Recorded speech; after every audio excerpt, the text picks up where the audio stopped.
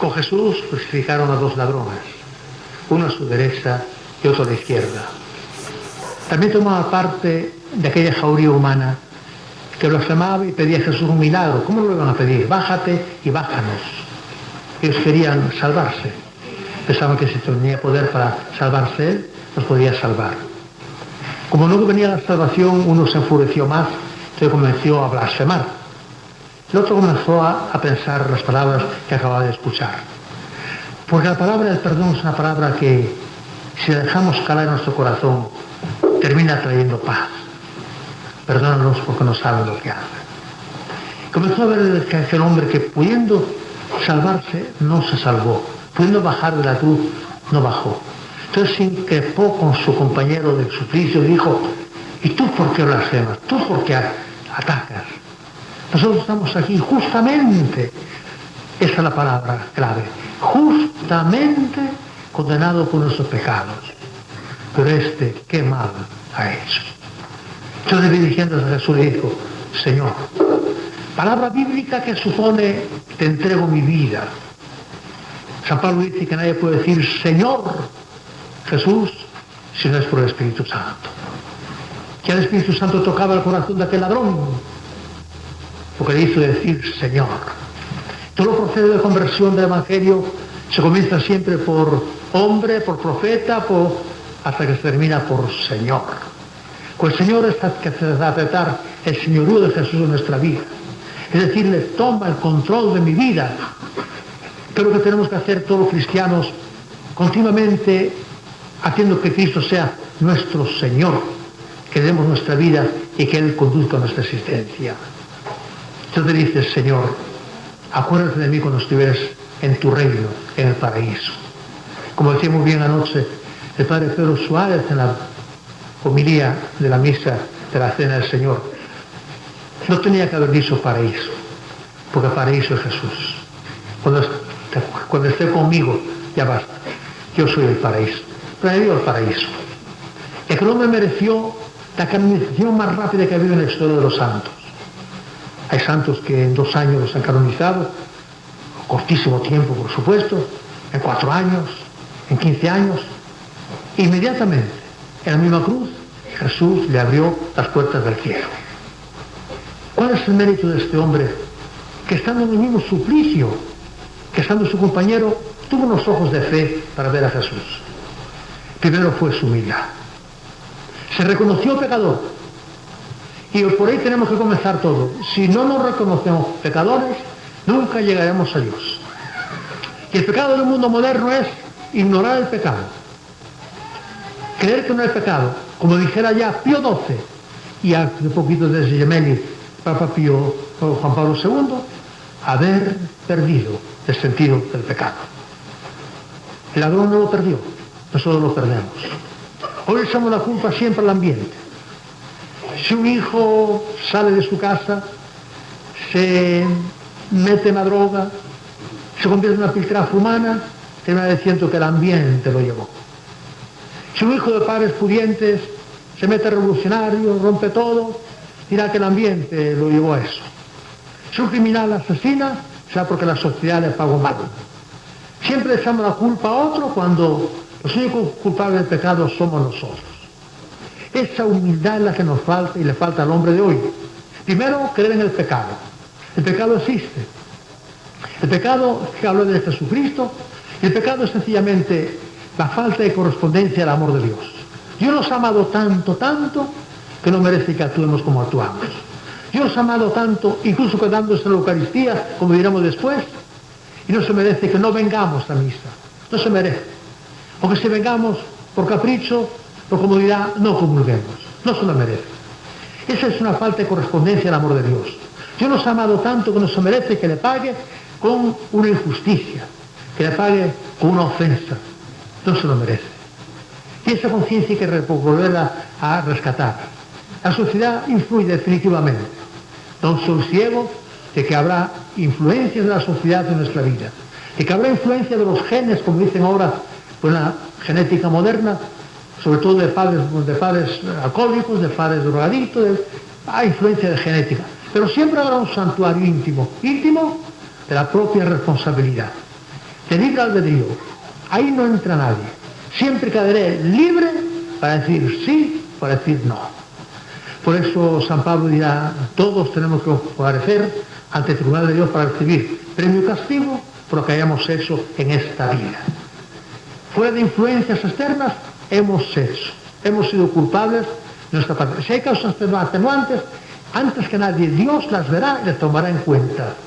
Pero nosotros tenemos que tener conciencia de que cuando yo peco, yo soy culpable de mi pecado. Y eso es lo que tuvo el buen ladrón. Señor, acuérdate de mí. Estamos justamente castigados. Porque vivimos mal, porque matamos, porque robamos, porque asesinamos, porque dejamos viudas, porque hicimos llorar. Justamente asesinado. Aquel hombre fue grande en su humildad y grande en su fe, porque reconocer a Dios en aquel guiñapo humano, con aquella corona no de oro sino de espinas, en aquel rostro que no tenía figura de hombre, en aquella carne desbaratada y rasgadas, como dice Isaías, machucadas y trituradas, que uno dice, mellizo no exageró. No exageró. Lean a los profetas como hablan del varón de dolores y dicen palabras como esta: machacado y triturado. ¿Usted sabe lo que es machacar? ¿Usted sabe lo que es triturar? Así trataron a Jesucristo. Y aquel hombre, viendo aquello, vio la divinidad detrás de aquella corona de espinas. ¿Qué fe tuvo aquel hombre llamado el buen ladrón para decirnos, este es el camino de la fe, de la esperanza, de la felicidad? Y con aquel acto de fe, Jesús aquel mismo le abrió la puerta del paraíso. En el monte Calvario, queridos hermanos, se recortan 3 cruces. 3 condenados, uno en cada cruz. En una, un ladrón irredento, un ladrón que no se quiso arrepentir. No sabemos si al final se arrepintió. Yo pienso que ese día Dios se lo llevó al cielo. Tuvo que ser tanto el amor de Dios, tuvo que ser tanto aquella palabra que después seguiría oyendo el mal ladrón, que no consta en la palabra de Dios. Lo quiero pensar así, por la bondad de Dios. Finalmente rendiría su corazón también ante el crucificado. En la otra cruz está el buen ladrón, un hombre que supo hacer de sus cenizas, pues levantarse alas que le levantaran hasta Dios. En la cruz del centro está Jesús. Todos tendríamos un día que terminar una cruz. La cruz se llamará, pues, cuidados intensivos, o se llamará hospicio, o se llamará la cama de nuestra habitación, o se llamará los hierros torcidos de un automóvil, o será las quemaduras de un accidente de aviación, o se llamará el fondo del mar en un naufragio, o se llamará una bala perdida, o se llamará una muerte de las 3 cosas, sobre todo en Estados Unidos, más importantes. Las 3 Cs: corazón, cáncer, carretera. Y cada día saben que más gente muere por la carretera. Ya es espantoso ver tanta televisión, tanto joven alocado, tanta velocidad, que en parte viene de los malditos anuncios de los automóviles que les ponen unas velocidades pero vertiginosas, como diciendo hay que correr así. El resultado, madres que lloran, hermanitas que lloran a sus hijos perdidos, carbonizados en choque de automóviles. Corazón, cáncer, carretera. No sé de qué moriremos, pero un día moriremos y esa será nuestra última cruz. Además de las cruces que llevamos, cada uno sabe las suyas, la hacemos con ella. De pequeñito ya la tenemos, chiquitica, pero ya la tenemos. Creciendo se van aumentando las cruces. Además de las cruces que ponemos nosotros, que no las quiso Dios, pero que por nuestra manera de actuar, por nuestra irresponsabilidad, añadimos a nuestra vida, porque Dios no es causante de muchas cruces que llevamos. Esas son nuestras, las hemos inventado nosotros, incluso cuando nosotros acunamos el dolor como víctimas de nuestra vida. Son cruces que nos ponemos nosotros, esas no son de Dios, pero con las que tengamos, tenemos la última al morir. ¿A cuál vamos a ir? No hay camino para la cruz, no hay camino para ninguna de las 3 cruces del Calvario, no hay camino. Como decía Antonio Machado, caminante, no hay camino, se hace camino al andar. Y mi vida hace el camino, mis obras están en el camino. Yo con mi conducta estoy caminando hacia la cruz del mal ladrón, o con mi conducta estoy caminando hacia la cruz del buen ladrón, o con mi vida estoy caminando hacia la cruz de Cristo, que es donde tenemos que terminar todos. ¿A qué cruz estoy caminando? ¿Cuál es mi vida en este momento? Vamos a pensar un poquito. ¿Qué tengo que rectificar para coger la cruz, por lo menos del buen ladrón, si no la de Jesucristo? Es difícil clavarse en la cruz de Cristo. solamente los niños inocentes caben en ese camino. Hay dos caminos, inocencia o penitencia. Pero si hago penitencia por mis pecados, yo puedo entrar también en la cruz de Jesucristo. Pero ¿cuál camino estoy cogiendo yo con mi conducta, con mi manera de caminar, con mi manera de andar? ¿Qué camino estoy escogiendo? Hoy es un día de decisiones, queridos hermanos. Hoy es un día para decir, yo no puedo seguir con esta vida. Yo no puedo seguir con estos rencores. Yo no puedo seguir con estas amarguras. Yo no puedo seguir con estas envidias. Yo no puedo seguir con esta lujuria que me están envenenando el alma. Yo no puedo seguir con estas novelas. Yo no puedo seguir con estos espectáculos, con estos programas que me hacen pecar en solitario muchas veces y que mi imaginación sale enfebrecida cada vez que veo esos programas. Yo no puedo seguir, porque si sigo así me voy a condenar, porque si hay pecado, si hay condenación. Hoy la gente no quiere oír hablar del pecado y quiere oír hablar del infierno. Como decía una persona un día, Padre, no hable del pecado, hable tan más del amor de Dios, hable, Padre, del sermón de la montaña, del dulce Jesús que nos habla de la aventuranza. Parece que nunca leyó ese Señor el sermón de la montaña. Porque esa persona que me pedía que no hablara del infierno, en el sermón de la montaña, 5 veces, Jesús habla del infierno, 5 veces. Del infierno hay que hablar porque si no hablamos de él, quizás un día terminaremos en él. Yo sería culpable ante la palabra de Dios, sería responsable como sacerdote si yo callara el término que no le gusta a la gente. Yo no hablo para halagar los oídos, no es mi misión sacerdotal. Yo hablo para decir la palabra de Dios. Palabra de Dios habla del amor de Dios sobre todo, pero habla también de los caminos desviados, de la consecuencia de los malos caminos, que es el infierno, la condenación eterna. Vamos a meditar hoy, vamos a cambiar de vida, a hacer un viraje de 180 grados. Todos tenemos la capacidad. Hoy la Virgen quiere que seamos hijos amorosos de su Hijo. Hoy la Virgen quiere que no vivamos en pecado. Hoy la Virgen quiere que hagamos como hizo el buen ladrón, confesarnos. Hay gente que no confiesa hace años. Tiene miedo al confesionario, quizás tiene una mala experiencia en su juventud. Quizás pues un sacerdote se le atravesó en el camino. Yo no sé lo que pasa en su vida, pero no hay razón ninguna para no confesar. Y la persona que vive en pecado mortal, queridos hermanos, tiene el peligro de morir en pecado mortal. San Francisco lo dice en el Cántico del Hermano Sol: ¡ay de aquel que muere en pecado mortal! Y salir de pecado mortal no cuesta nada, cuesta humildad, cuesta sinceridad, cuesta decir, Padre, como el hijo pródigo, he pecado contra el cielo, estos son mis pecados, sin vergüenza, sin temor, porque en el sacerdote hay un Cristo que está esperando. Porque el sacerdote tiene un corazón de padre que te está esperando. Cuando estudiaba teología, nos decían que teníamos que tener 3 corazones en el confesionario. Uno de maestro, otro de padre y otro de juez. Pues yo en el confesionario me olvido del corazón de juez y el corazón de maestro. Me quedo con el corazón de padre. Nadie tenga nunca jamás miedo, señores, a acercarse a la confesión. Haya hecho lo que haya hecho, haga el tiempo que no se ha confesado. Si tú en tu niñez un cura de malas pulgas te regañó, no pienses que somos así todos. No paguemos justo por pecadores.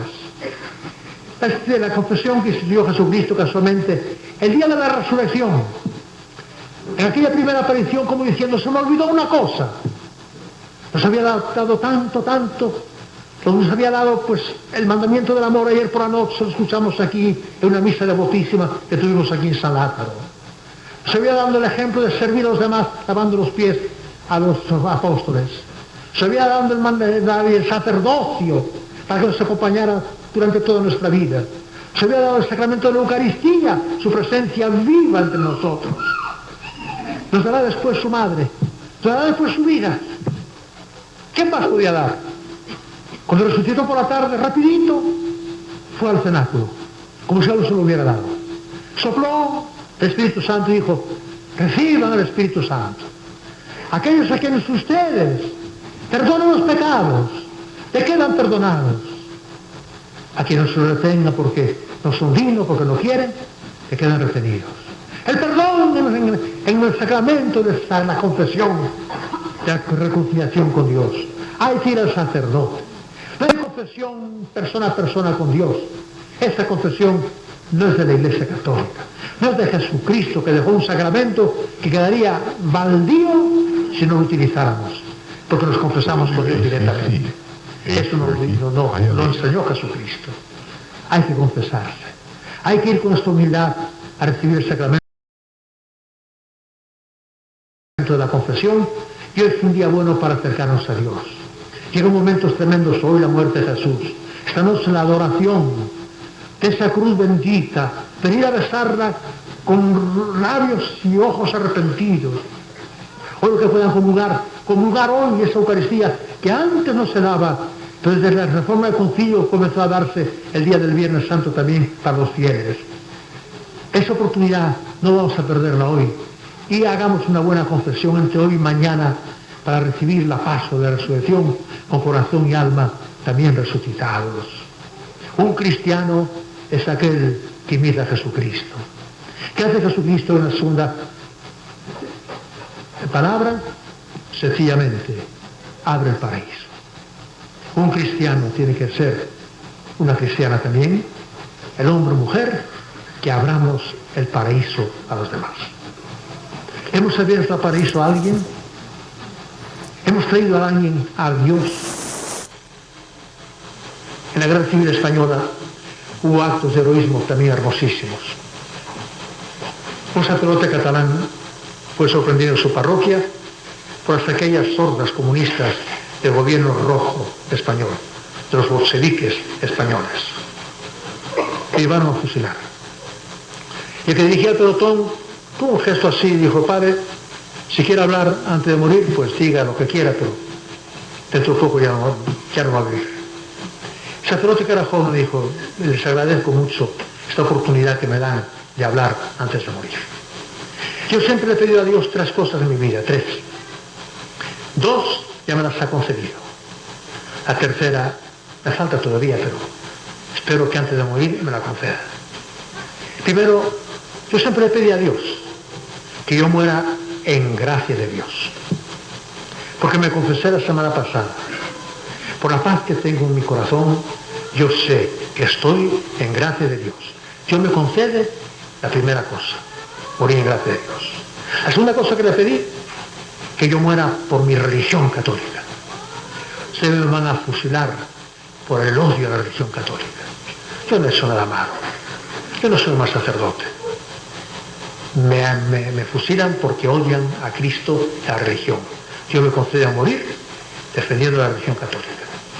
La tercera cosa que le pido a Dios, no me la ha concedido, pero espero que me la conceda. Yo le pido a Dios que cuando yo muera, no me muera solo. No me muera solo. Que yo le abra el paraíso a alguien. Y dirigiéndose al pelotón con los fusiles en la mano, le dijo: ¿alguien se quiere venir conmigo? Y un miliciano tiró los fusiles al suelo y dijo: padre, yo me voy con usted.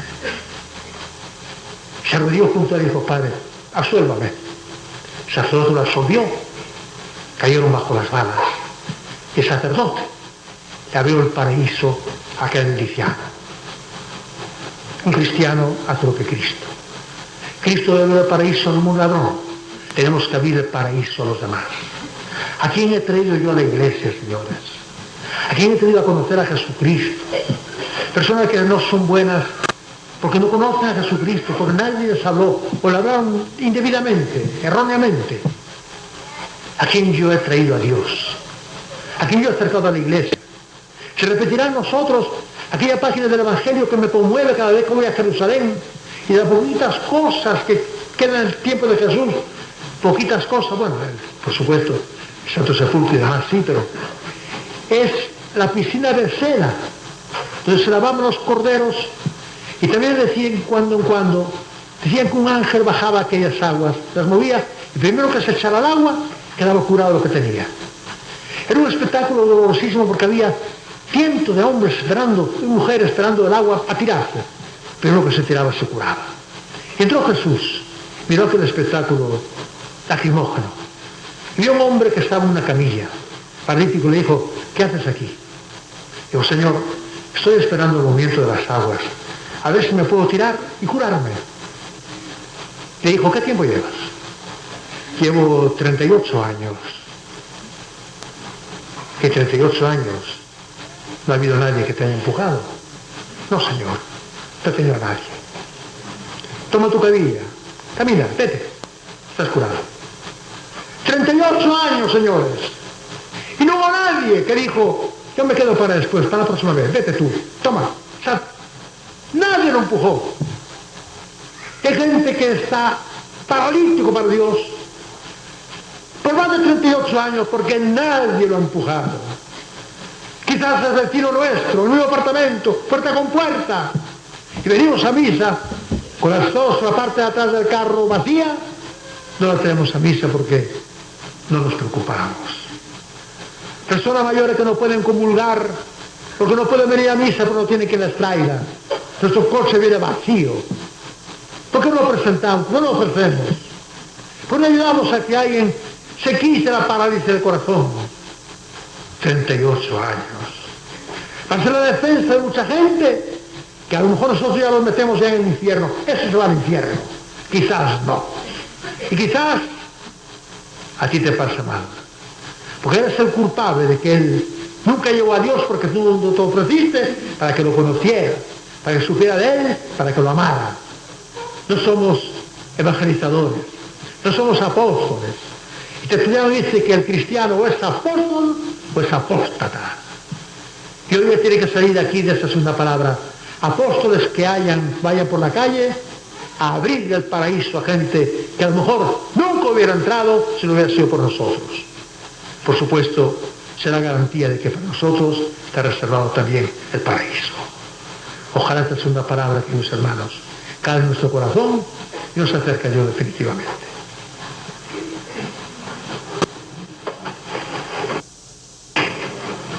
Tercera palabra de Cristo en la cruz. Mujer, ahí tienes a tu hijo, ahí tienes a tu madre. Junto a la cruz de Jesucristo estaba su madre, María, la que no estuvo presente, al menos no consta en los evangelios, los domingos de Ramos, glorioso, brillante, triunfal. María no aparece. Cuando aclamaban a Jesús, lo buscaban para hacerlo rey, María no aparece. Cuando Jesús hace milagros y la gente lo aclama, María no aparece. Hoy, en la hora del dolor y sufrimiento, no puede faltar la madre. Ahí está la Virgen María, viendo morir a su hijo. Se dice rápido, pero alcanzamos todo el sentido de estas palabras. María, la madre más santa, única en la tierra, viendo morir a su hijo único en la tierra. En el diccionario hay una palabra que dice en viudez, y sabemos lo que significa la viudez. Cuando una mujer se queda sin su esposo, sin su apoyo, sin su ilusión, sin su compañía. Es tan dura esa situación que merece una palabra en el diccionario. En el diccionario hay una palabra dura, se lee orfandad. Cuando a un niño se le muere su mamá o su papá, pero en este caso, qué triste la vida de ese niño. Se les conoce a los que han sido huérfanos, siempre se les conoce. Les faltó algo, alguien que lo acariciara, que lo abrazara, que lo besara, que lo mimara. Se nota en la vida. Orfandad, dura palabra. ¿Qué palabra hay en el diccionario? Cuando a una madre se le muere un hijo, ¿qué palabra? No hay palabra en el diccionario para el dolor de una madre a que se le muere un hijo. Serían ellas, las únicas que pudieran decirnos qué pasa, qué pasó en su corazón. Teresita Rodríguez, por favor, ojalá viniera aquí. Nos dijera a todos qué pasó cuando aquel hijo que era un ángel, Javi, le dijo la última mirada y con aquellos ojos la besó. Por último beso no lo dan los labios, sino los ojos. Y le dijo adiós. 15 años. ¿Qué pasó en ese corazón, Teresita? ¿Cómo se llama ese dolor? No lo hay en el diccionario. Y necesita Cuba. Venga aquí. ¿Qué pasó en su corazón cuando aquella motoneta fatal tiró por el barranco a su hijo, le quitó la vida? Pedri. ¿Cómo se llama ese dolor? ¿Qué nombre tiene? Porque en el diccionario no hay palabra para ese dolor. Aurorita Flores, venga aquí. Díganos cuando aquel muchacho ya en carrera de medicina, reino, guapo, bueno, por hacer un favor y quitar una antena, tocó con un cable de alta tensión y quedó electrocutado. ¿Qué pasó en su corazón, Aurorita, cuando lo llamaron a San Roberto Belarmino para que fuéramos y vio a su hijo muerto? ¿Qué palabra hay? Porque el diccionario no la tiene. ¿Cómo se llama eso? ¿Qué herida queda en ese corazón?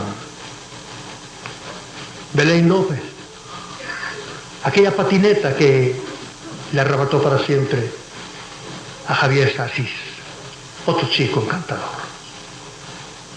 ¿Cuál es el sufrimiento que caló ese alma, que pasa el tiempo y no se quita nunca ese dolor y ese sufrimiento? Neri Meneo, ¿qué pasó cuando te dijeron que Pedrito con su esposa recién casados? Aquel coche de aquel hombre drogado lo chocó de frente, lo dejó muerto ahí en la carretera. Cuando la policía va, encuentra ante el esposo y la esposa, ante Pedrito y su esposa, la Biblia abierta en la carta de San Pablo a los tesalonicenses, diciendo: no queremos que ignoréis la suerte de los difuntos como los que no tienen esperanza. Si creemos que Jesús resucitó, sabemos que habremos de resucitar. Nelly lo sabe, y Jorge también.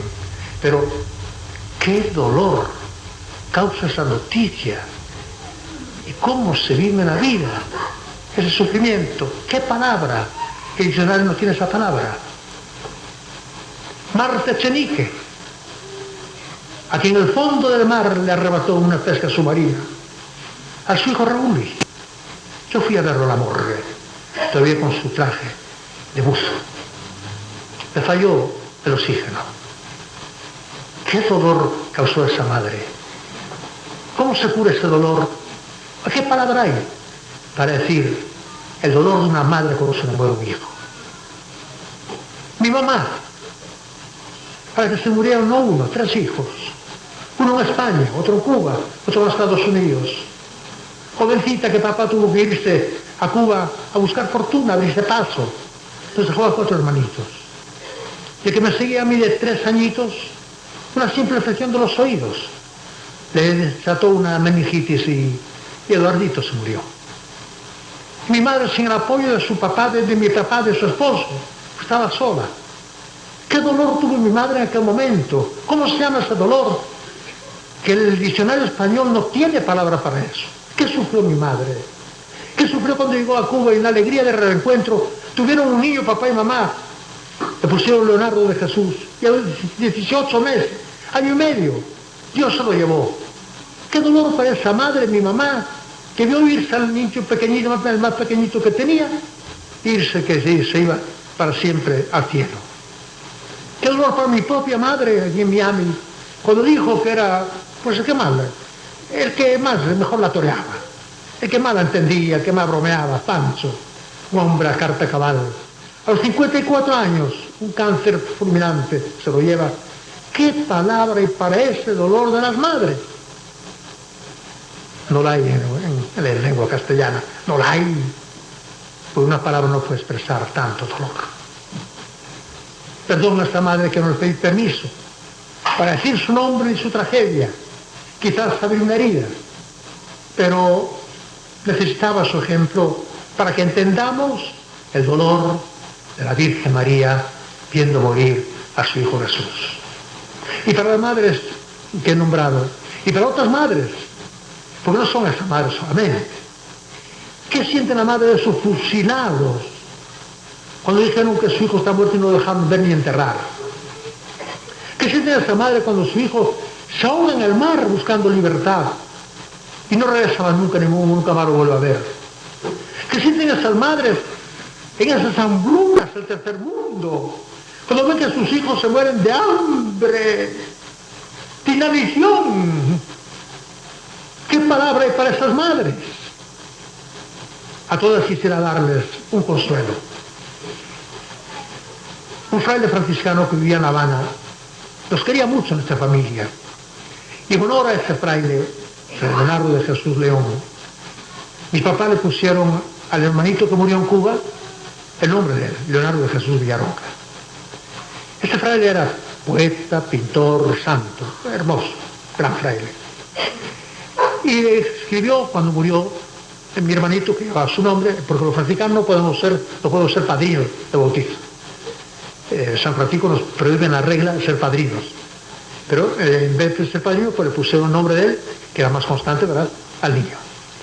Este fraile escribió a mi hermanito cuando murió una poesía que yo le regalo a las mamás que han pasado por el dolor de la muerte de un hijo, y que, ya que consoló a mi mamá, que espero que las consuele un poquito, poco, pero las consuele a ustedes. La poesía dice así: te has ido al cielo, mi amada ilusión, dejando mi alma de dolor transida.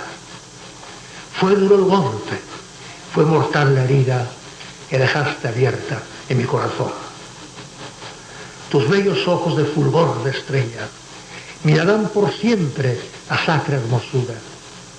Tu linda boca, cual rosa pura, al beso angélico será más bella. Te fuiste al cielo, mi amada ilusión, a cantar de Dios dulces alabanzas. No olvides las doradas esperanzas que cultivaste en nuestro corazón. Yo sé que no consuela, pero algo es. Pero si estas madres sufren y como han sufrido, y son buenísimas madres, por el cariño y la admiración que les tengo, las escogí. ¿Qué madre puede compararse con la Virgen? Espero que nadie se moleste. Pero no hay madre como María, como no hay hijo como Jesús. ¿Qué sufriría María? ¿Qué palabra habría para decir la muerte de Jesús? Ver cómo María veía morir a Jesús a tenerlo después muerto a su regazo. No hay palabra, no hay palabra. Y ahí estaba ella. No lo hizo Abraham. Dios con Abraham, cuando iba a descargar el cuchillo, un ángel dijo: quieto, no lo hagas. Ahí está, Isaac vivió. Jesús lo vivió. A María le hizo pasar por el dolor tremendo de ver la muerte redentora de su hijo y asociarla a esa muerte redentora. Hoy tengo una noticia linda, grande, bonita.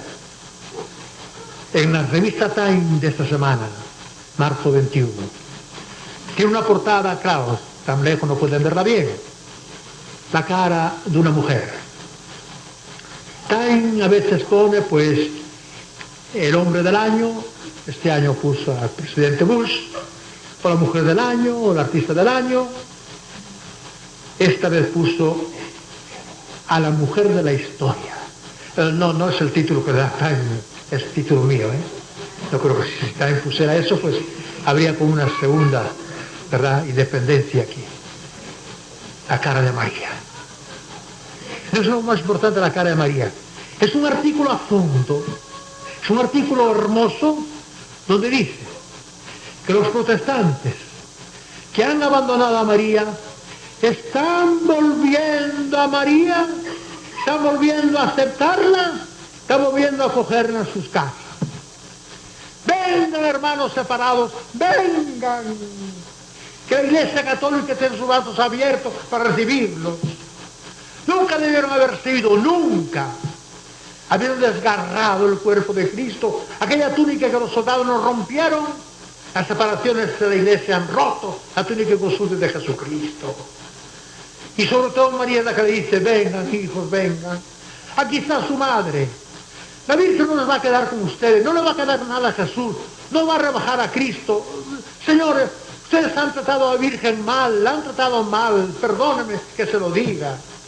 Pero creo que lo han dicho parafraseando a Pedro Díaz de Pentecostés. Lo han hecho por ignorancia. No han conocido a la Virgen. Vengan que la van a conocer. Van a conocer a la Inmaculada Concepción. Van a conocer a la mujer cuyo privilegio más grande fue ser madre de Dios. Y para ser madre de Dios, Dios lo ha preparado desde toda la eternidad. Y aquí entra la preciosa teoría de la escuela franciscana de Juan Duns Escoto, que Cristo y María fueron predestinados desde toda la eternidad. Él para ser rey y nacer de una mujer, y esa mujer era María, y desde toda la eternidad María fue pensada y predestinada. Pero María era hija de Adán, María era criatura, María estaba sometida al pecado original por hija de Adán, pero como iba a ser templo del Espíritu Santo, el templo de la Santísima Trinidad, y que Cristo iba a nacer en sus entrañas, Dios preparó y redimió anticipadamente a la Virgen, de tal manera que Satanás no tuviera nada que ver con María.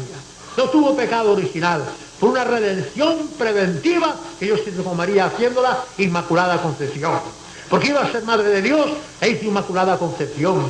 Porque iba a ser Madre de Dios, la hizo Virgen, antes del parto, en el parto y después del parto. Sí, hermanos protestantes separados, aprenderán de verdad que no tuvo otros hijos, que no tuvo hijo de José, que era obra del Espíritu Santo, y que hubiera sido una adulta del Espíritu Santo si hubiera tenido un hijo, con que fuera el Santísimo José, hubiera sido un adulterio del Espíritu Santo, que es el esposo santísimo de la Virgen. Lo van a aprender tantas cosas lindas, que se van a enamorar de la Virgen, que la van a amar, que la van a venerar como nosotros, que le van a terminar rezando el Santo Rosario como todos nosotros. Vengan, hermanos, vengan, que son bienvenidos a la casa paterna. Siempre pensé que el hijo pródigo en la parábola no tiene madre. Si hubiera tenido madre, quizá no se hubiera ido nunca de la casa. Pero si hubiera tenido madre y se hubiera ido, no hubiera tardado tanto tiempo en regresar. Pensando en la madre, hubiera regresado antes. La madre nos espera. Aquí está. Artículo importantísimo. Léanlo, cómprenlo, léanlo. Por primera vez se acercan los hermanos protestantes. Hay algunos que aman a la Virgen. Martín Añorga predica muy lindo de la Virgen. La ama y la venera. Marco Antonio Ramos ama a la Virgen. Son protestantes, pero están ya en el corazón de la Iglesia. Qué pena que algunos no hayan entendido eso y hayan hablado tan mal de la Virgen María, hayan hablado cosas tan feas, que ella se lo perdona, que ella como toda madre olvida, porque si algo cabe en el corazón de la madre, es la acogida y el perdón. ¿Quién fue la Virgen, queridos hermanos? La Virgen que por haber sido la Madre de Dios fue premiada con no conocer la corrupción del sepulcro, y Dios se la llevó al cielo en cuerpo y alma. Qué linda la festividad de hoy unida a la encarnación del Hijo de Dios. La primera y la última página de la historia de la salvación. La primera porque si arrancamos una página de Nazaret, todo se viene abajo. No hay resurrección, no hay muerte, no hay gloria, no hay Pentecostés. Pero porque hubo aquella primera página, entró Cristo en la historia a través de la Virgen un día como hoy, y hoy un día como hoy se nos va de la tierra, comienza la historia de la salvación. Hay momentos importantísimos en la vida de María. ¿Cómo pensaría ella en aquel momento, hoy junto a la cruz? Casualmente de la encarnación, de aquel ángel que dijo, será hijo del Altísimo, reinará. Y su corazón se congería diciendo, ese es el reinado que me prometió el arcángel. Esta cruz de su reinado, yo pensé que iba a reinar de otra manera. Yo pensé que me lo matarían. Y entonces comprendió en aquella fe inmensa, que es la fe tremenda de María en su primer instante, de concebir a su hijo y de aceptar ser madre de Dios. Eso no se hace sin fe, María, señores. La fe de María, si tenemos que hacer algo cristiano, es de ser hombre de fe. Si podemos decir que somos hijos de Abraham por la fe, podemos decir que somos hijos de María por la fe.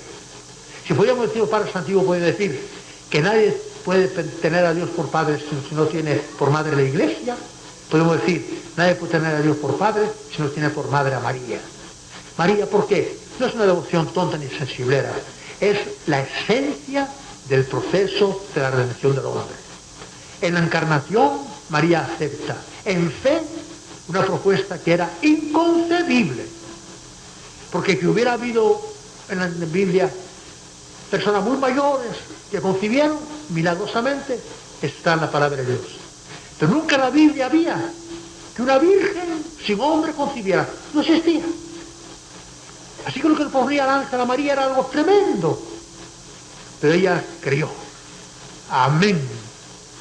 Hágase. Amén. Palabra hebrea que repetimos todos nosotros muchas veces sin saber qué decimos. Amén. Estoy en tu control. Eres dueño de mí, lo acepto. ¿Qué fe para decir al ángel que sí en las circunstancias que estaba? No se había casado con José todavía, estaba desposada, primer paso, después de venir al casamiento. Cuenta Carlos Carreto, en un libro que tiene sobre la Virgen, que cuando estaba en el África pasaban unas caravanas de transhumantes, ¿no? Y pasó una caravana por donde él estaba y iba una pareja joven. Y él preguntó por ella, pues no, eran dos que estaban desposados, pues no se habían casado todavía. Pero en el momento de casarse, ¿no? Como en el rito antiguo de Israel. Y bueno, los vio y a los 2 años esa misma caravana volvió a pasar. Entonces se interesó por los jóvenes. A ver dónde estaban, no los encontró. Y entonces uno de los grupos se acercó y con un gesto terrible dijo, la muchacha fue degollada. Porque al momento de casarse no era virgen. Israel tenía de parte de Moisés también una orden, que si una mujer no era virgen al momento de casarse, fuera llevada a la puerta de la casa de sus padres y allí fuera lapidada. Y María aceptaba una encarnación, una concepción sin hombre.